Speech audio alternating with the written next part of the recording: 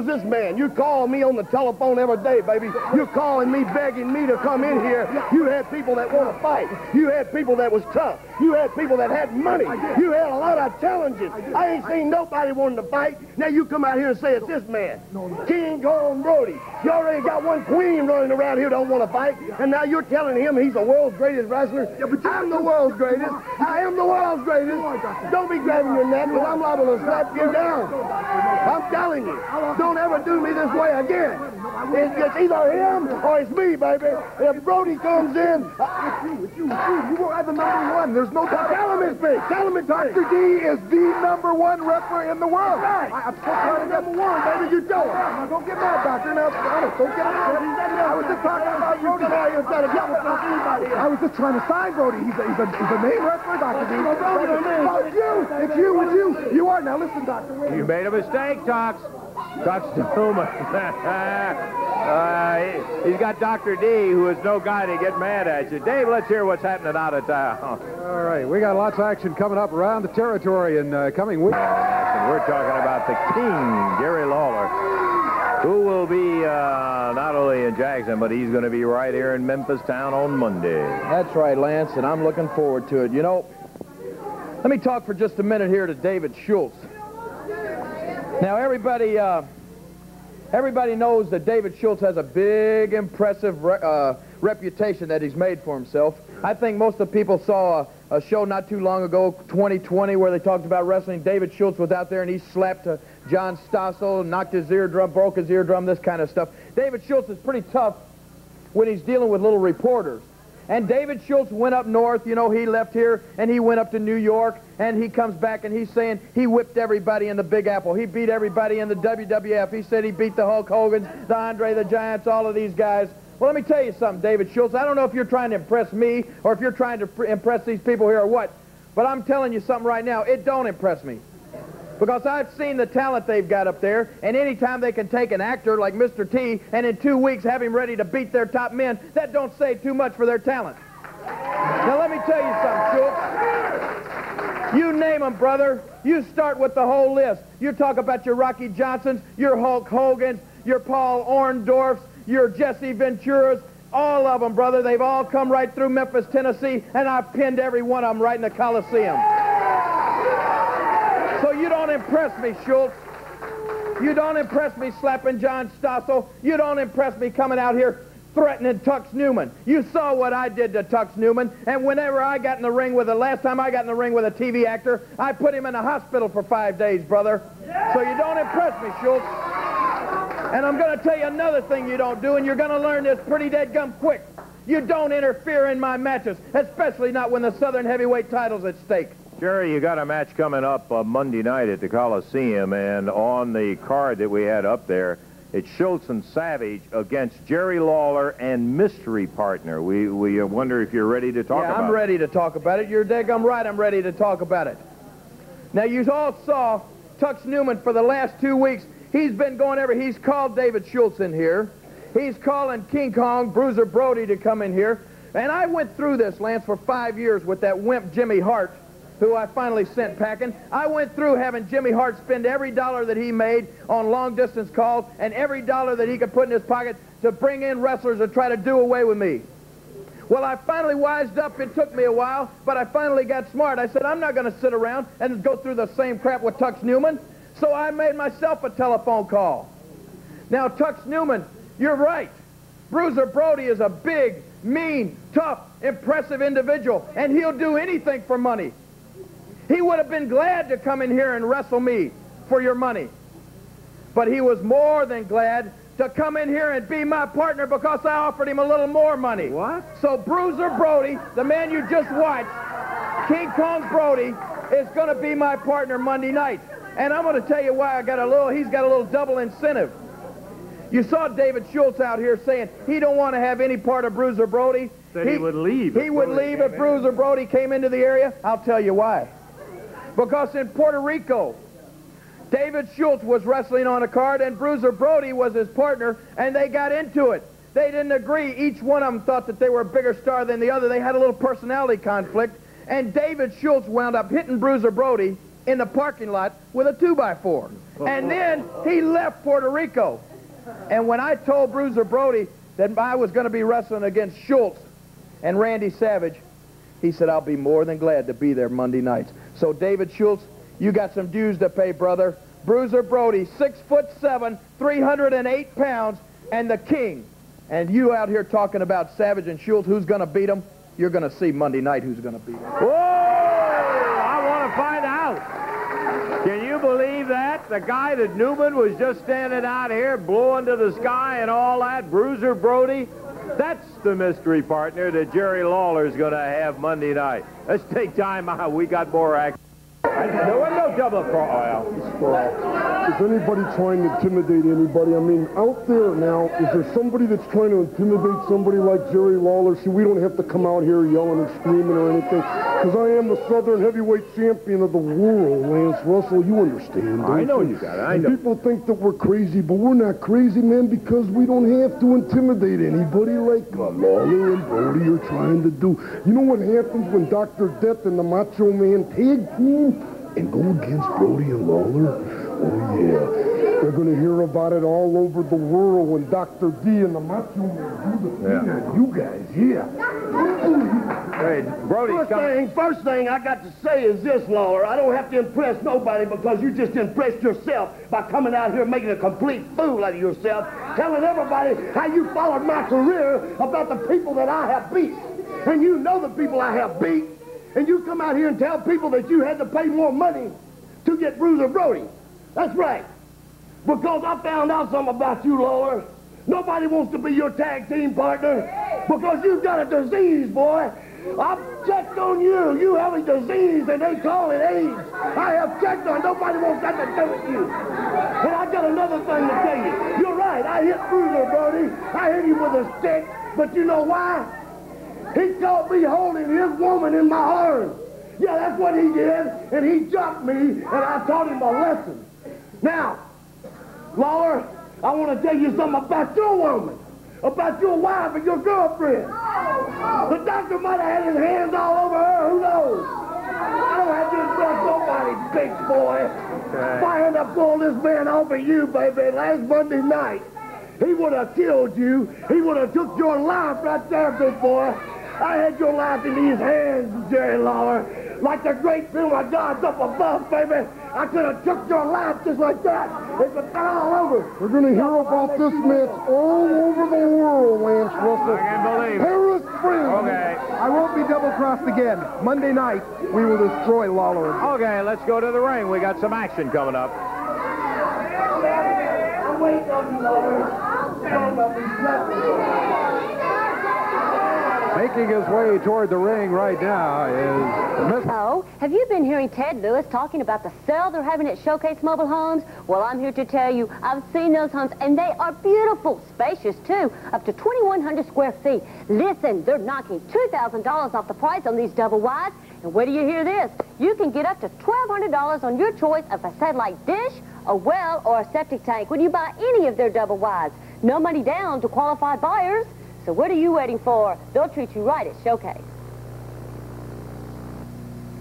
By golly, I'll tell you one thing. When Jerry the King Lawler has a special, it is in fact special, because here is a man that is an exception. He has done it all except win the World Heavyweight Championship. The King right now has on his mind the Macho Man who put him out of action for 3 weeks. Let's take a look now at the very special Jerry Lawler. May God bless and keep you always. May your wishes all come. When you got it rolling, you just kept it rolling and finally end up with that coveted AWA Southern Heavyweight title.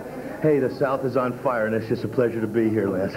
Well, I'll tell you one thing. We are just delighted to see it come to you, and I know it was certainly not the easiest opponent that you took it away from, so that's much to your credit.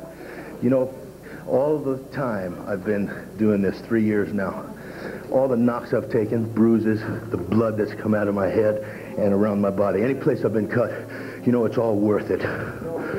Every knock, every bone that's been broken, and yes, there has been, It's worth it. The Southern Heavyweight title is reality, and it's right here looking at you people. And I'm proud to be here. Well, Jerry, I do want to point out, I don't think I really have to, and I'm certainly not putting any damper on it, but you know that it's a lot harder to keep it than it is sometimes to get it, because you not only got Savage, you got the King, you got everybody else out there wants that belt that Jerry Oski's got. You know, that's right, but like I just said, all the bumps and bruises are worth it, and I don't care how many more come, how many people come in the path to get this belt. You're going to have your time and a very hard time to get it. Believe me. And people, believe me when I tell you, because I believe in myself. And you people are going to see exactly what the Southern Heavyweight Champion of the world means to me. Okay, Jerry, thank you for being out here with us. Good luck, and we're going to run some of that moment of when you captured the tape on it. We just want to tell you, great, and we're hoping maybe you can keep it a long time, partner. Well, thank you, and it's a pleasure to share this victory with these people. I love you. Okay, Jerry Oski, the new AWA Southern Heavyweight title holder. Let's take a look at exactly how it happened with the Macho Man, Randy Savage. Randy Savage flips him in. He's trying for the sunset flip. Randy Savage trying to prevent it. He's down. 1, 2. No, he just got a 2 count, one of those moves. A super one by Jerry Oski, but he didn't have it. Savage down. Count of 2. Savage was not able to get the count of 3. Sends him outside. That's about the 8th time that he sent him out. Punishment, let me tell you something. Savage has flat out poured it on.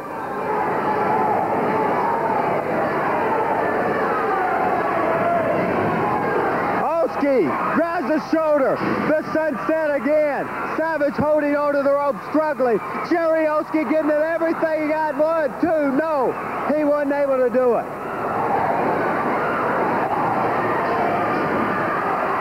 Savage trying for the pile driver. Oski with a body slam.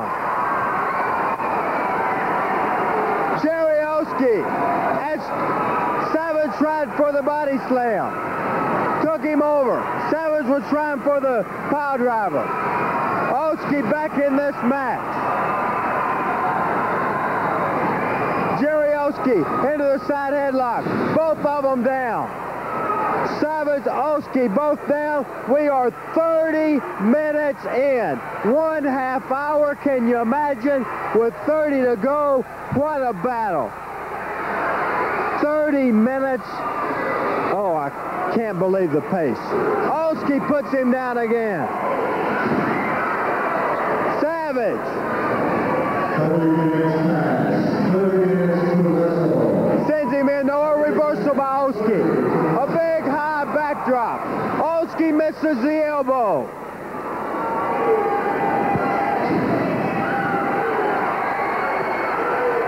Savage up on the rope. And 1, 2, and a 2 count. That big elbow that we've seen him put people away with. A snapmare takedown. And the big knee. Count of 1, count of 2. And the foot on the rope, I think. Savage thought he had him. Oski slips around. The referee is down. 1, 2, 3. Hey! He got him.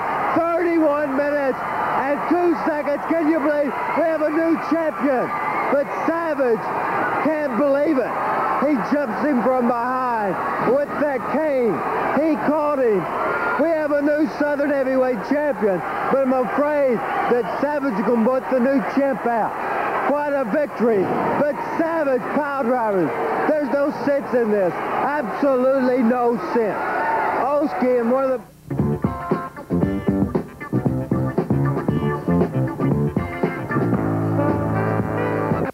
match was Schultz and Savage. Let me tell you something. They may run like cowards. For a longer I got something to tell you. I came here and I'm held right in the park and keep the ball right on the show. But the reason I came here is because you're yelling and you couldn't do it yourself. Well, what's happening is Brody is, after the match is over, over, Brody said, I upheld my end of it. The reason I came here was because you're yellow and you couldn't do it yourself. So I don't know what it is with Brody and Lawler. Boy, he just... Whoa, he just kicked Lawler right in the face. Man, this is going crazy. Brody after Lawler.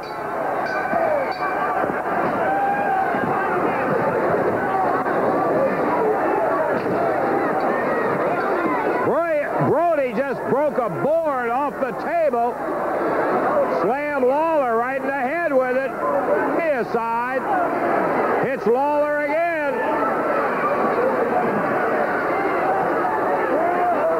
Puts him into the ring post. Look out. This Brody is crazy.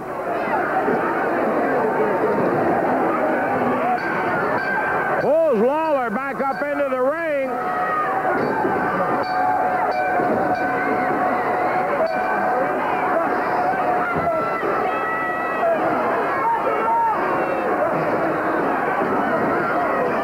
Brody broke that piece off the table. A couple of big nails sticking out of it. He is jabbing, pounding Lawler. Lawler bleeding about the head.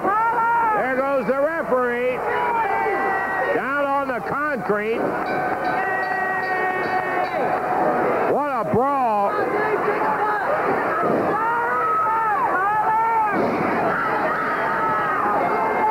Bruiser Brody, who came in. Here comes referee Tom Branch. He'll get his, too. This Brody is crazy. He goes right back to pounding Lawler.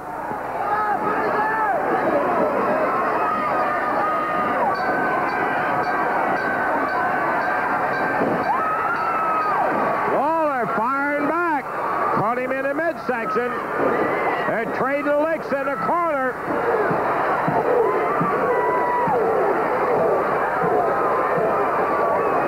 Look at Lawler go.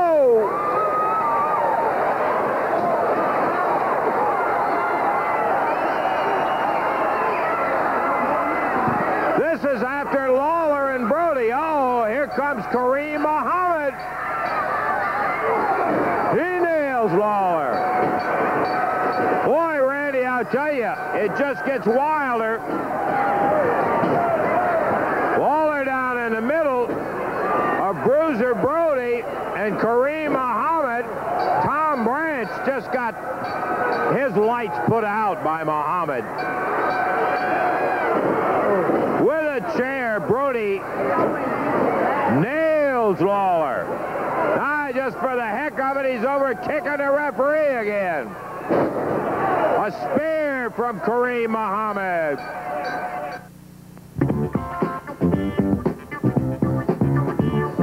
To see one of the most devastating matches that we have ever seen in the Mid-South Coliseum. Absolutely, I got to tell you, I've never seen action like it. We are talking about the appearance of Bruiser Brody here in Memphis for the very first time. Now, we're here to try to find out. You came in here as Lawler's partner, and before the night was over with, you're up there challenging, beating on Lawler. Let me tell you something about Bruiser Brody. I've been all over the world. All over the world. And I beat him up everywhere I went. I beat him up. And everywhere I went, I heard one thing that was always in the back of my head. Memphis, Tennessee, the king of professional wrestling, Jerry Lawler. I hear it everywhere. Well, let me tell you something, and let me tell you something. I came here as Jerry Lawler's partner. That's right. And I upheld my end of the deal like an honest man. I went out there, I kicked the dog out of David Schultz and Randy Pretty Boy Savage. I held my end of the deal up like a real man. He did it. Right? Yeah, you did. So nobody's got no gripe coming. But let me tell you something. Jerry Lawler got you all fooled. Or made a fool out of all you. Take it any way you want. Well, he ain't got me fooled. And I ain't no fool. Let me tell you something about Lawler. He beat up a lot of good men, a lot of big men, but he ain't never beaten me up. And that means he ain't the king of professional wrestling. Let me give you the definition of a king. It's a man who sits up on the throne with his chest out and his fingers under his arm like this and looks at everybody down the end of their nose. That's a real king. Not a guy who lays on his back in the middle of the ring getting his butt kicked. That's exactly what happened to your king, Jerry Lawler. So you tell me who's the king. You tell me who's the real king in Memphis and all over the world. There's only one king. Jerry Lawler, do yourself a favor. Do the people a favor. Do your family a favor. Send that crowd over to Bruiser, Brody, the only king in town, by a messenger boy, and stay home. Because no matter who you get for a partner, we'll run right over. And I don't care if the black people don't like me. I don't want you to like me. And remember that. And I don't want you to like me. Well, there he was, Bruiser Brody and Kareem Muhammad. You talking about two big son of a guns and bad. Here's somebody who knows more about it than I do by a doggone sight. I'm talking about the king, Jerry Lawler. Jerry. Yeah, you got that right, Muhammad. There is only one king of professional wrestling, and he's standing right here holding this crown.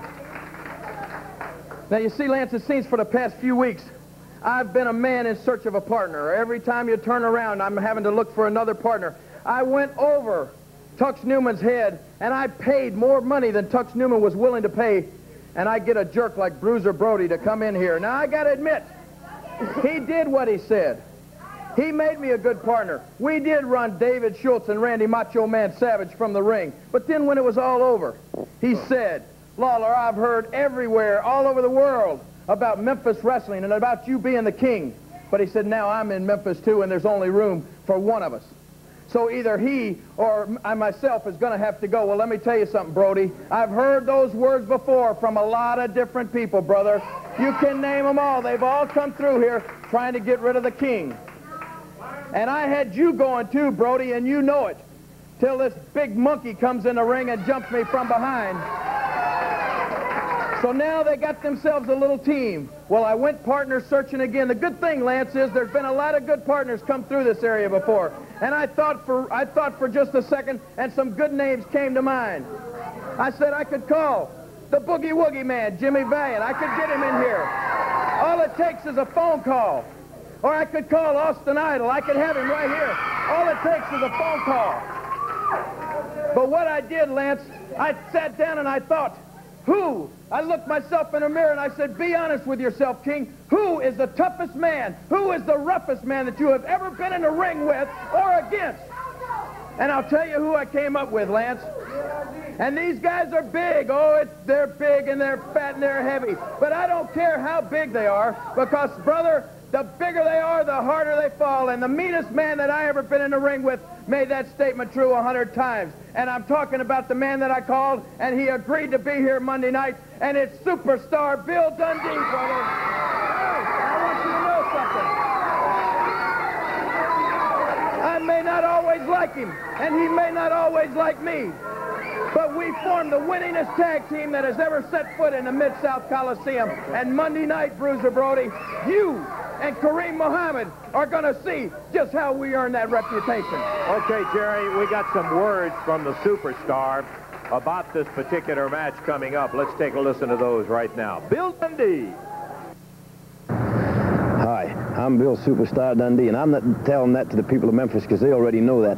I'm talking to two people, brother, the Zambuya Express and Bruiser Brody. Oh, yeah, and I know what you're going to say. You're going to look at this, and you're going to say, that guy's only a midget. He's just a itty-bitty fella. Well, I am. In the wrestling world, I'm just a little fella, brother, 5'7" and 210 pounds. But let me tell you something. Listen to this, and listen to this real good. I don't know why the hero's always got to be a big, big man. When the bravest man was at the beginning of time, he stood 5'4" and he weighed 129. Little David. You remember him? He went out to fight the giant. And if you read the good book, you all know who won that. I'm just going to tell you something, fellas. I don't care who you are, what you've done. I've never wrestled one of you in my entire life. But I can tell you this. When you put Jerry Lawler and Bill Superstar Dundee together, you got the best team in professional wrestling. Yeah, and we reigned around here for 10 years. Oh, yeah, and I know what you're going to say. Well, why don't you still be together? Where was you, Dundee, when the king needed you? Well, it takes a big man to admit his mistakes, and I'm going to admit mine. I was the one that wanted to get rid of Jerry Lawler. I wanted to be the top dog around here, and we had a match to see who was, and I lost, and I don't mind it telling you that. But I'm just going to tell you this, Brody. When the two of us are in the ring together, there ain't two men alive can beat us. Oh, yeah, and like I said, you're going to say, well, he's only a midget and Lawler ain't much bigger. Well, it's what's inside, brother. It's how big the dog it fights inside, not on the outside. And I'm just going to tell you two punks something. You're going down Monday night. You know, in the world of boxing, I've heard people say who's the toughest guy, and invariably people will say pound for pound, Ray Robinson, Sugar Ray was the toughest guy. In wrestling, there is no question about it. Pound for pound, that is the toughest son of a gun I have ever seen put on a pair of tights. It doesn't make any difference how big they are to Dundee. You and I have seen it 100, 1,000 times. And he beats them in spite of the size. It doesn't matter. It comes from here, I think. It looks like he is dead, and boy...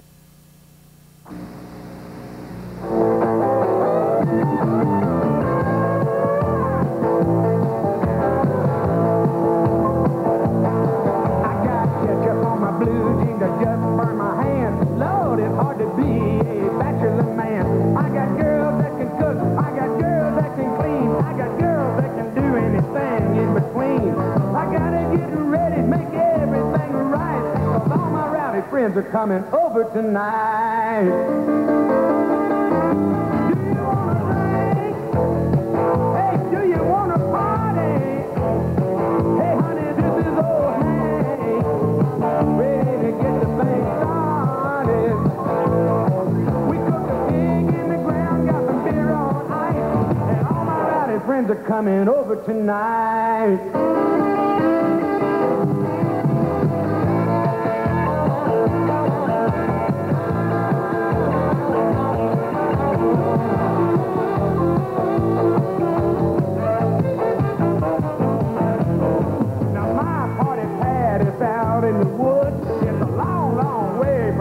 Hollywood. But I got some natural queens out on the floor, and old Mississippi just walked through the door. Got a little whirlpool just made for 10, and you can jump out and you can jump in. You can do anything that you want to do, but don't you step on my cowboy boots. Do you want to drink? Hey, do you want to party? Hey, this is old Hank, ready to get your summer started. I cooked a pig in the ground, we got some beer on ice, and all my rowdy friends are coming over tonight.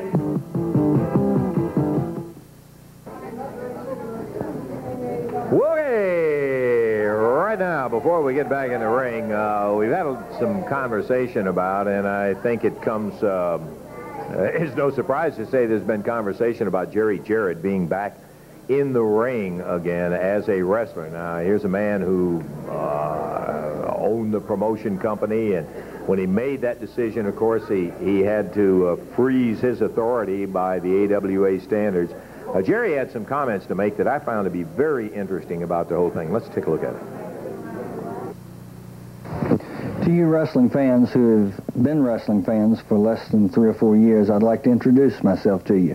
I'm Jerry Jarrett, and if that name sounds vaguely familiar to you, it's the name of the company that presents professional wrestling.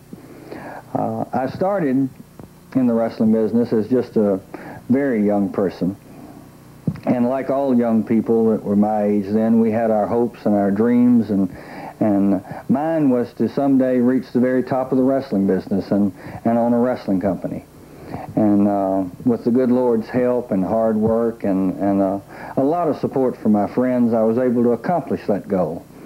And now, after achieving what I thought was total happiness and all that a person could have, I've made the decision to go back into the ring. And so without you people thinking that I'm totally crazy, if I might take just a moment of your time and explain to you why I've reached this decision, why I would, as some people have told me, give it all up, the good life, to get back in the wars and the battles. Let me just tell you a little bit about me and how I got started. I started in the wrestling business when I was a very young man, and one of the first people that I met was a fellow named Tojo Yamamoto, and the way I met him was that back in those days you didn't make a lot of money refereeing, and that was my first job in the business, and Tojo agreed to give me some rides to the matches, and he didn't charge me. Right away, Tojo and I became pretty good friends, and he started encouraging me to get in the wrestling business. He said, Jerry, if you'll work out with weights, and if you'll go to the gym, if you'll let me train you, it's possible for you to be a wrestler. You're big enough. So to make a long story short, I started a regiment, and at times I would want to quit. At times Tojo would hit me with sticks and chop me, and he called it his pain tolerance. And years later, I thanked him very much for it, because if it wasn't for him, I wouldn't have become a professional wrestler. And once I got into the business as a wrestler, I loved it. It never was a job to me. The glamour, the excitement, the meeting the people, the travel, I loved it. It was just, it became a way of life, and I was like other young people, though, and I wanted to be, if I was writing this, I'd put it in quotation marks, successful. And so my goal became to not just be a wrestler or be a champion, but to own a wrestling company, to achieve what I thought was the very top. And with a lot of luck and a lot of help and a lot of good fortune, I achieved my goal, and I, at this time, own a wrestling company. But you know, these past 4 years, I've been away from the ring, I've been away from the wrestling business, I've been away from the fans. And while I was supposed to be the happiest person in the world because I had attained my goals, there was something missing in my life. And when I just got started, Tojo told me one day when we was riding down the road, he said, now this is the best time of your life, Jerry. And then I thought back to one day when I was in school, and one of my teachers wrote up on the blackboard that it's not the winning the race that's important or counts, but the running of it. In short, what it amounts to is I was a happier person. I liked myself better. I enjoyed life more when I was trying to attain my goal and not after I had achieved it. And I believe that a person ought to live their life to the fullest. It's very short. And I plan on doing that. I hope this makes some sense to you people. I'm looking forward to seeing you and being at the matches. I sure hope that some of you are looking forward to seeing me. Thank you.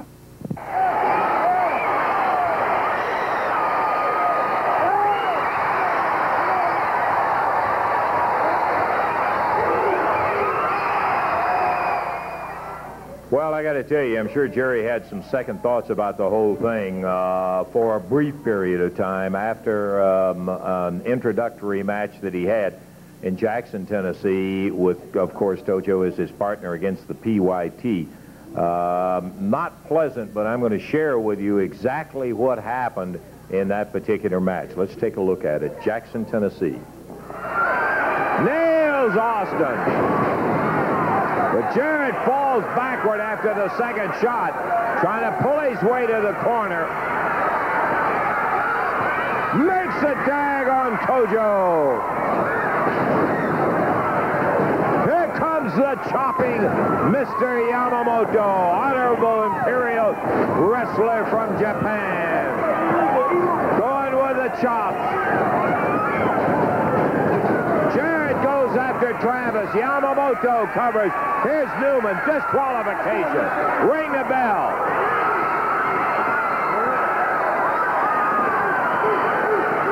Newman out of the ring as Jarrett goes after him.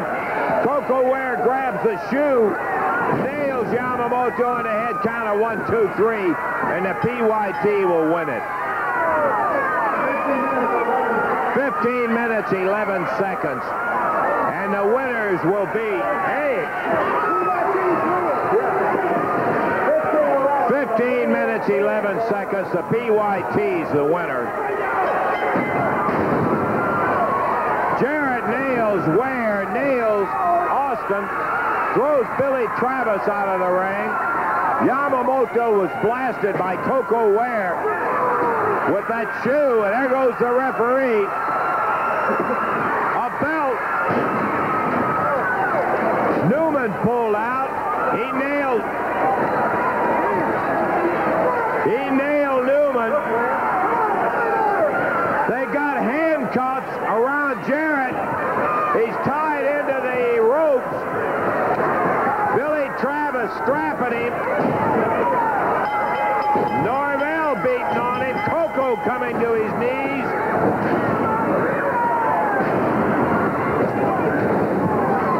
And they are blistering Jarrett, who is handcuffed into the ring. Here comes Tom Branch, Tom Ernesto, promoter Eddie Marlin, as they are killing Jarrett. There goes Branch out of the ring. Eddie Marlin, Tom Ernesto, coming down to break it up.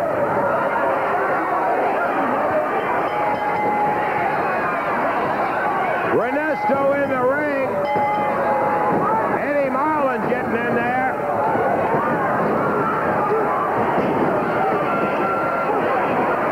What a brawl in that ring going as Marlin trying to protect Jarrett, who is lashed into the nth of his life. Boy, look at those welts where they have been beating on him. Ernesto and Marlin finally get him stopped. Referee Tom Branch out on the floor.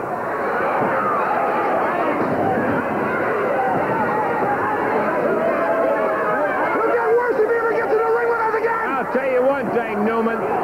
All of you guys are in trouble for hitting the referee and using those straps in there. That's what everybody's gonna get.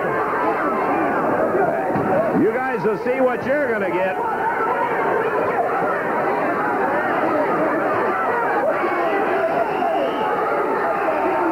Tom Ernesto up there trying to... Jerry's gonna pay just like the fans and everybody else. You guys are the ones that may end up... All right, come on. Come on, you guys. Get these guys out of here.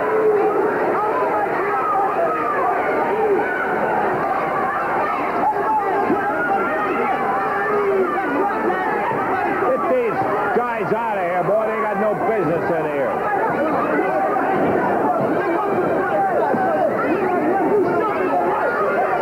You'll get yours. Really big when you got 4 guys out here. Well, the official winners. Yes.